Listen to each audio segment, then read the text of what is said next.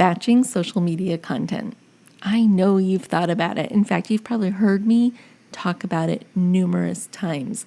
And I bet you're thinking to yourself, yeah, it could be helpful. I mean, in theory, it sounds like it would work, but there's something that's holding you back.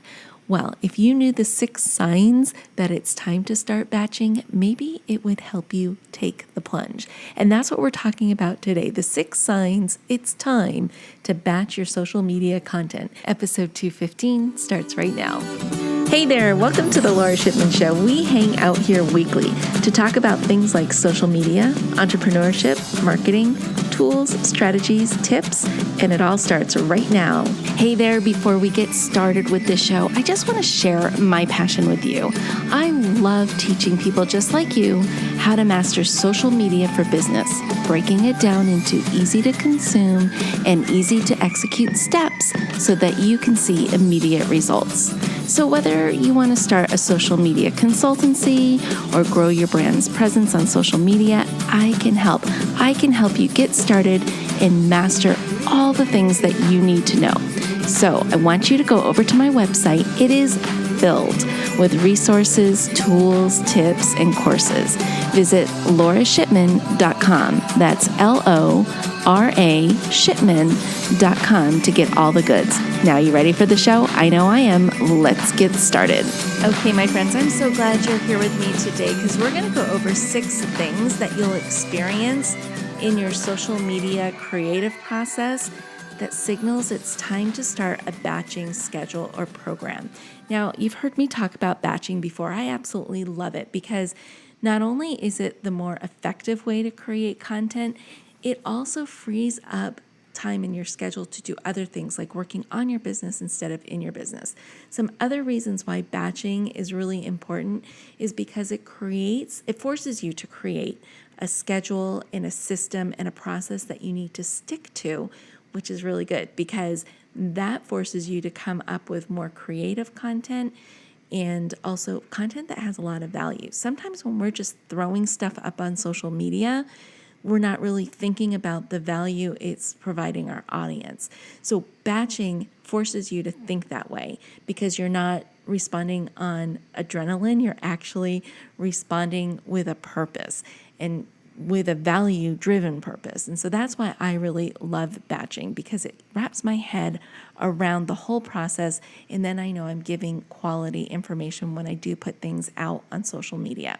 So what's the first sign? If you find yourself doing this is a good sign that it's time to stop for a minute, take a break, and consider starting a batching program. The sign is you seem to be posting on the fly and at the last minute just to get a post up there. How many times have you said that to yourself? I'm just going to put this out there on social media just so I have something up there because maybe I haven't posted in the last couple of days. Well, when you do stuff like that, the content that you end up putting up there is not really content of value that your audience wants. It's probably put up in haste, so there's not much, thinking with purpose about why you're putting that post up there. So it doesn't do you or your brand any sort of service by doing that. So that's the first sign. The second sign is you just never know what to post. And this is why I love batching. Batching forces you to come up with a social media plan for all of your accounts. And more than likely, this plan is going to include things like pillar content categories, maybe monthly topic themes, or a running list of content ideas that you know your audience will truly appreciate. Sign number 3 is you never seem to have the right images. Has that ever happened to you? I know it's happened to me. When you create content in batches, like I said before, it forces you to get organized. So it forces you to collect the right images that you need for your accounts. And those images can come from anywhere. They can come from your phone. They can come from maybe a session with a photographer, or they can even come from stock photo sites. And the thing that's important about having a batch plan in place is that you actually set up the time to research those images or to hire the photographer or to take the pictures yourself on your cell phone. Sign number 4 is that it's freaking hard to come up with really good captions that captivate and engage your audience. How many times have you been there where you're just looking at a blank screen and the cursor is just blinking in front of your eyes and no words are coming out of your little fingertips when you're trying to type? But when you're in a batching mode, you actually set aside the time for your brain to have creative thoughts. You think of things that are valuable to your audience, and you're able to get the words out, and you're able to post with purpose instead of haphazardly just throwing something up there just to make a presence on social media. Sign number 5 is your social media accounts don't seem to experience any growth. Did you know one of the main reasons social media accounts experience low or slow growth? It's because of content issues. If an audience finds little or no value in social media content, or they find it hard to engage with the content that they've been given, that audience, they're going to disappear. But when you batch content, it forces you to think about and plan exceptional content. Content that your audience will actually consume, comment on, and share. So an engaged audience is an audience that's going to help you grow, gain exposure, and meet new people. And that's what we all want for our social media accounts. Sign number 6. It seems like you don't have time for anything, let alone social media. Doesn't it always seem like you're sitting in front of your computer or on your phone trying to get social media up there so that your audience can see something from you? But when you batch, all of that changes. It's like a whole new world opened up when I started batching my social media content. I began working more effectively and efficiently, which actually opened up free time on my calendar, which I absolutely just love. So I have a question for you. Are you convinced? I hope you are.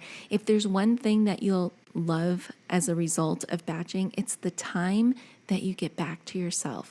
Whether you want to spend it working on your business or with your family, or even just some self-care stuff, having the time. And then the other thing is knowing that you're putting quality content out there. Those are the two things that were the game changer for me as a result of batching. So how do you get started? Well, I've got some tips here that I want to share with you that maybe you can kind of dip your toe in the water to see if you like batching. When I batch my content, I usually batch a month at a time.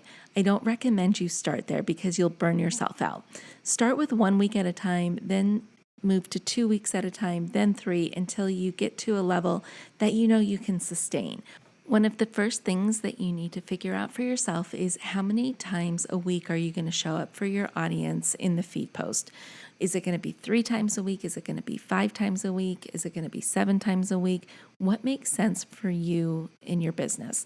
My recommendation is a minimum of 3 times a week. That gives you a nice, steady flow throughout the week. And if you pick posting 3 times a week, you're going to post on Monday, Wednesdays, and Fridays, so there's not any huge lags or gaps of time when you're posting. The second thing you're going to want to map out is what your content pillars are, what your themes are, and what the different topics are that you're going to address during your social media posts. You can break this down in any number of ways. You can rotate through different content pillars. You can pick a theme for the month, those sort of things. So figure out what that's going to be for you, and also figure out how many weeks at a time you're going to batch in this first session. Like I said just a couple minutes ago, start with batching 1 week at a time. Then if you feel good and that was pretty easy for you to do, then add on 2 weeks and then 3 weeks. Add as many weeks on as you feel comfortable. Again, don't overdo it because you will burn out and it becomes very taxing if you have too many weeks that you're trying to do in one sitting. Okay, now that you have your content ideas, whether they're pillar content ideas or they're topics or themes, write your content first and stay in writing mode. So let's say that you've decided to batch 2 weeks of content all at once.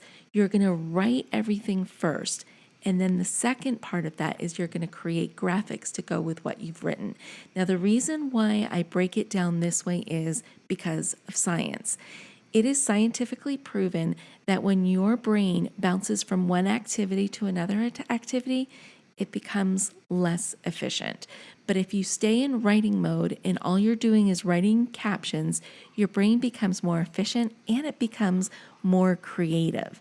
Then when you're done writing all of your captions, go back and create the graphics, and the same thing happens. Your brain switches gears, it gets into graphic mode, and it then becomes easier for your brain to create graphics instead of bouncing back and forth. And that's how I do it. And it works so well for me. I'm able to do a month at a time. You may not be able to do a month at a time at first. It's kind of like exercising a muscle or building your endurance. You don't want to run a marathon if you haven't trained for it. Same thing with batching content. You don't want to do a month's worth of content in one sitting. You want to figure out what your rhythm is and what your pace is with 1 week at a time, and then systematically add additional weeks when it makes sense. The last step in our process is to schedule out your posts. And I do this through Facebook Creator Studio because I'm able to simultaneously post to Facebook and Instagram, and I schedule everything out for the month and let them go on autopilot. And it's great. I make sure that I'm available to chat with people in the comments. I know generally what time my posts go live, and I recommend that you post at the same time every day so that you put it into your schedule to show up for people responding to your posts. But other than that, I love it. It frees up so much time, and I know I've got good content that's going out to my audience on a weekly basis. So I've got a question for you. Are you in? Are you going to try batching? I really hope you do. What I would love for you to do is, if you do try batching, go ahead and screenshot this episode, post it to your Instagram stories or to Instagram, and then tag me in it, letting me know that you've tried batching and how it's working out for you. And if you have any questions about the process or how I do it, go ahead, send me a DM. I would love to answer the questions for you, or write it in the comment section of this podcast and let me answer the questions that you have about batching social media content. All right, my friends. Well, that does it for this episode. I hope you enjoyed it. I hope you are going to embrace batching. It's truly a game changer. Well, I hope you try it. Let me know if you do. And until next time, my friends, stay safe, stay healthy, but most of all, stay social. Hey there. I just want to say thank you for spending time with me here today. I know your time is super valuable, which is why I am dedicated to providing lots of usable, actionable information in the shortest amount of time possible. Before you go, please don't forget to hit that subscribe button so you don't miss a future episode. And if you have ideas or topics you would like me to cover in an upcoming show, let me know about it in the comment section provided.